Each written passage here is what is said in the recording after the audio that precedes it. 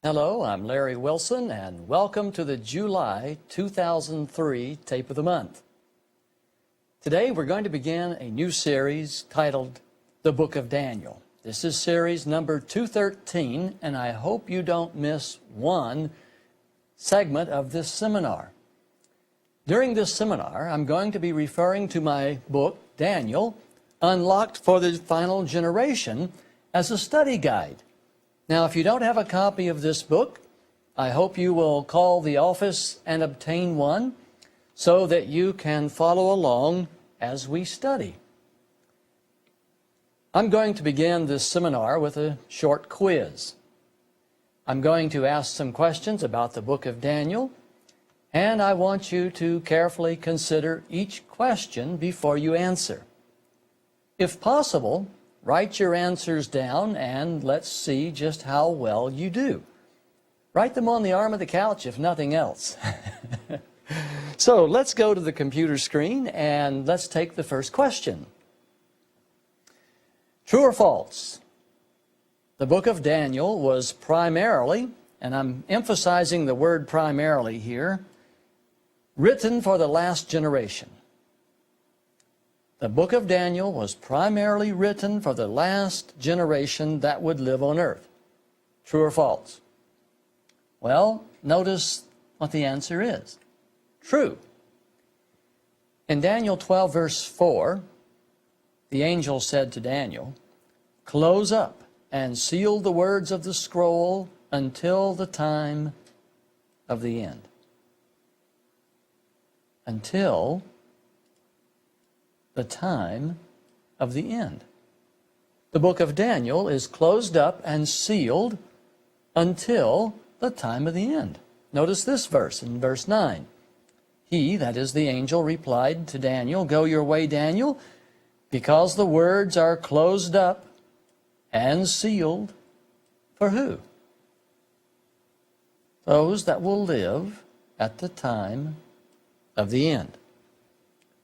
I hope you understand that this means that the book of Daniel was actually written for the final generation that would live on earth. Now, here's a trick question for you. True or false? The writers of the New Testament understood the book of Daniel. True or false? The writers of the New Testament understood the book of Daniel. Well, the answer, let's see what the answer is. If the disciples understood the book of Daniel, they would have known that many centuries of time would have to pass before Jesus could return. Because the book of Daniel speaks of several prophetic time periods. For example, in Daniel 7:25, 1260 years are mentioned. In Daniel 8:14, 2,300 years are mentioned. And in Daniel 9:24, 490 years are mentioned. Did the disciples know anything about these time periods?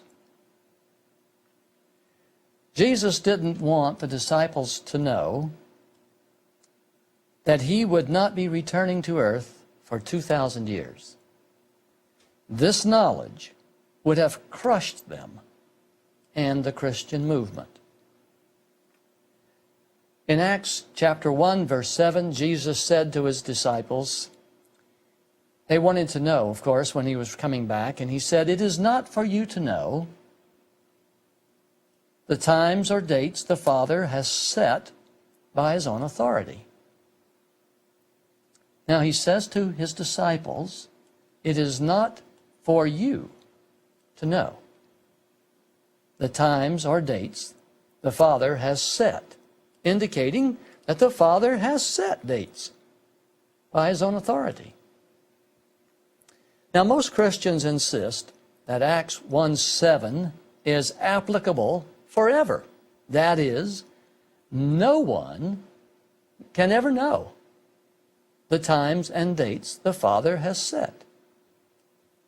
However, this is not the case. When the book of Daniel is unsealed at the time of the end, many times and dates set by the Father can be known and understood. Let me say that again. When the book of Daniel is unsealed at the time of the end, many times and dates set by the Father can be known and understood.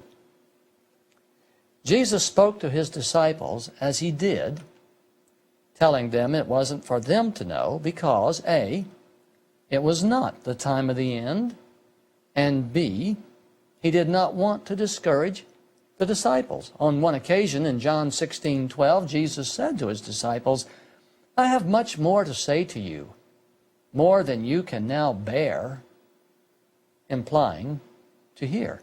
In other words, I have a lot more to say that you just can't bear to hear right now.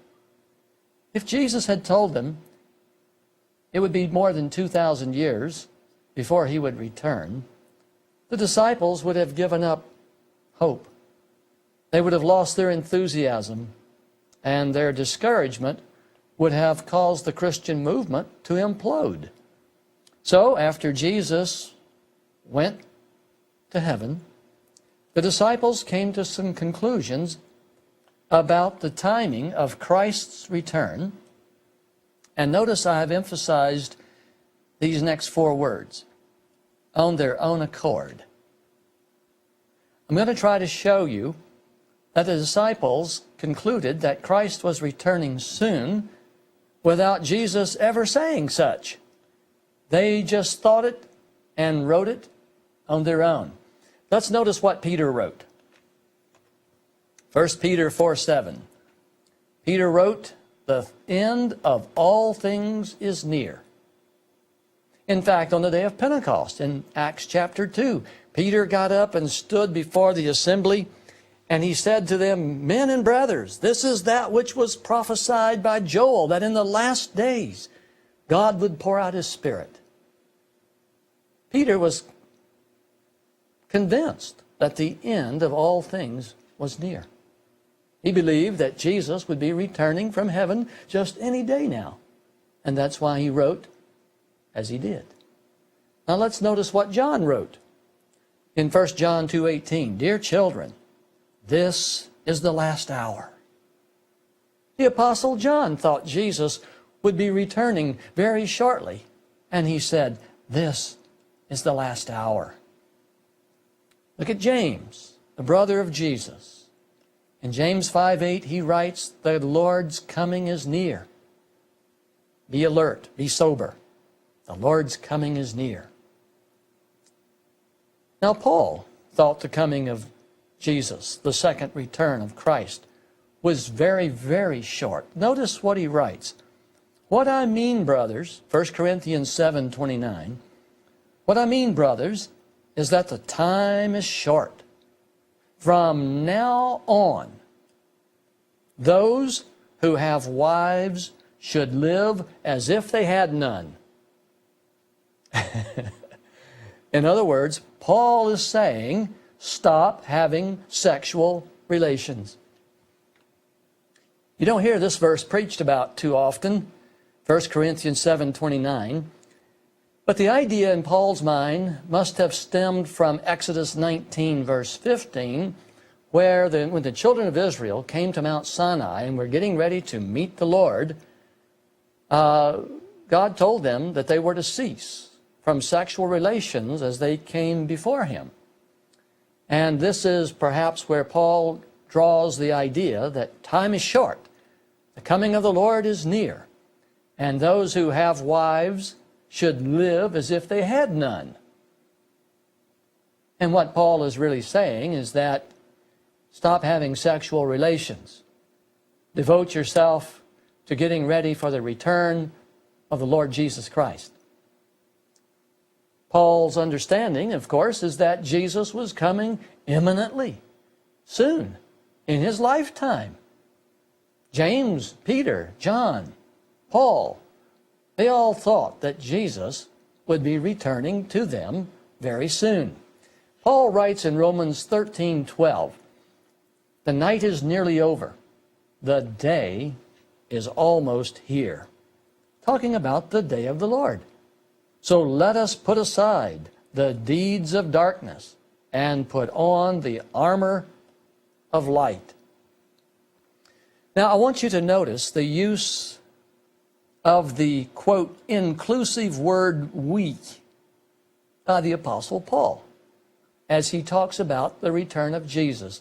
Let's go to 1 Thessalonians 4:15. Notice what Paul says. "According to the Lord's own word, we tell you that we who are still alive and are left till the coming of the Lord will certainly not precede those who have fallen asleep in death." Notice again, we tell you that we who are still alive. Paul thought he'd be alive to see Jesus return. And he knew that the living would not go to heaven before the dead. So we will certainly not precede those who have fallen asleep. Now I'm going to say something rather bold, and I want you to give me a little grace until I can make my point, okay? Listen carefully to what I have to say before you turn off the TV. The disciples thought Jesus was coming back right away. All of the disciples thought wrong. That's right, they thought wrong. They did not know that Jesus would delay his coming 2,000 years. You see, the writers of the New Testament could not possibly understand God's timing because the book of Daniel was sealed up until the time of the end. In other words, they couldn't know what was sealed up. All of the apostles thought they were living at the time of the end. But they were wrong. They lived 2,000 years ago, and 2,000 years ago was not, I repeat, was not the time of the end. Here's a profound point to consider. Because the book of Daniel was sealed up until the time of the end, the only, and I want to emphasize here the word only, the only generation that can figure out when the time of the end arrives is the last generation. The final generation can know something that Bible writers could not know because of the book of Daniel. Here's a point I want you to ponder. Many Bible writers share a common error with respect to timing. They all thought they were living in the last days. From the New Testament, Peter says, "The end of all things is near." He wrote that almost 2,000 years ago. John says, "This is the last hour." He wrote that almost 2,000 years ago. James says, "The coming of the Lord is near." He wrote that 2,000 years ago. Paul says, "Stop having sex. That Jesus is coming." He wrote that 2,000 years ago. Paul says, "The day is almost here. The night is almost over." Paul says, "We who are alive and remain shall certainly not precede those who have fallen asleep." All of the apostles thought they were living in the last days. Now, in the Old Testament, it's the same with the Old Testament prophets. Notice what Obadiah 1:15 says. Obadiah wrote, "The day of the Lord is near for all nations. As you have done, it will be done to you. Your deeds will return upon your own head." Here's the golden rule applied. As you did unto others, it will be done unto you. And Obadiah 1:15 clearly spells it out. But Obadiah, who lived some 700 years before Jesus appeared on earth, that would be 2,700 years ago, he thought that the day of the Lord was near for all nations. Obadiah is no different than Peter, Paul, John, James. Joel wrote in Joel 1:15, "Alas, for that day, for the day of the Lord is near. It will come like destruction from the Almighty." Joel, Obadiah, did they know that we would still be on earth in July of 2003? No. The answer is a simple no. Joel and Obadiah did not know that God was going to wait still 2,700 more years. So let's go back to the quiz. The writers of the New Testament understood the book of Daniel, and you know the answer here already now, is false. They couldn't understand because it's sealed up until the time of the end. Paul knew that his understanding of God's plans was incomplete. And in 1 Corinthians 13, verses 9 and 10, Paul wrote, watch this closely, "For we know in part, and we prophesy in part, but when perfection comes, the imperfect disappears."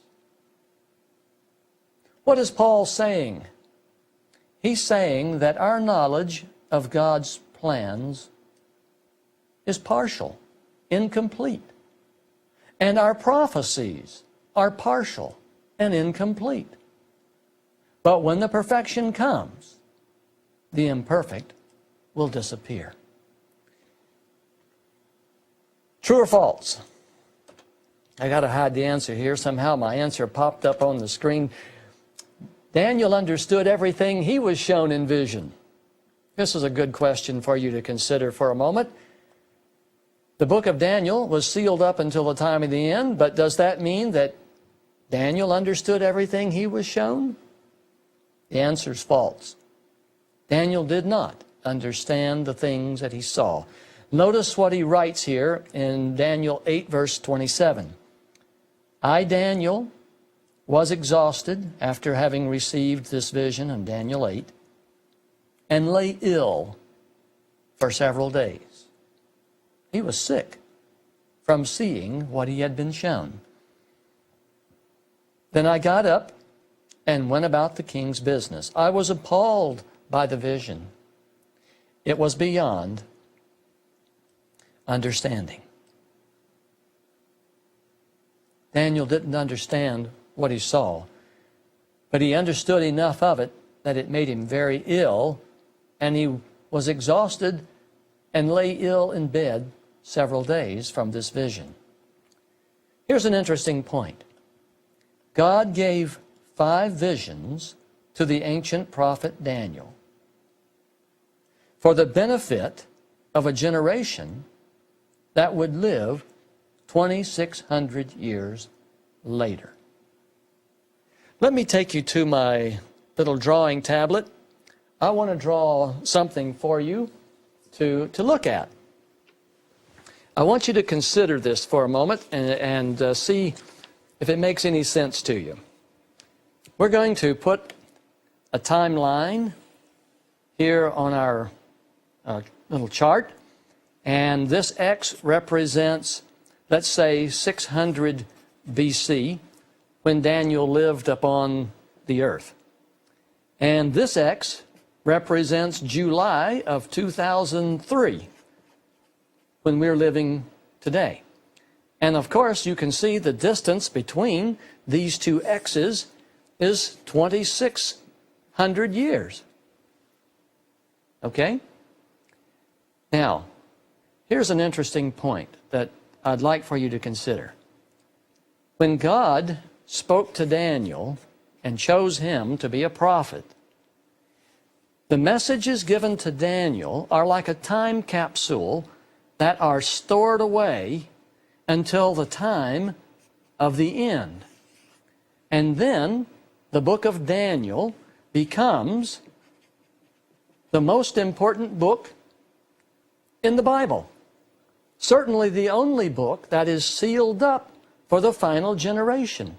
Certainly the only book that God locked up and hid away for the purpose of informing the final generation of certain things he wants the final generation to know.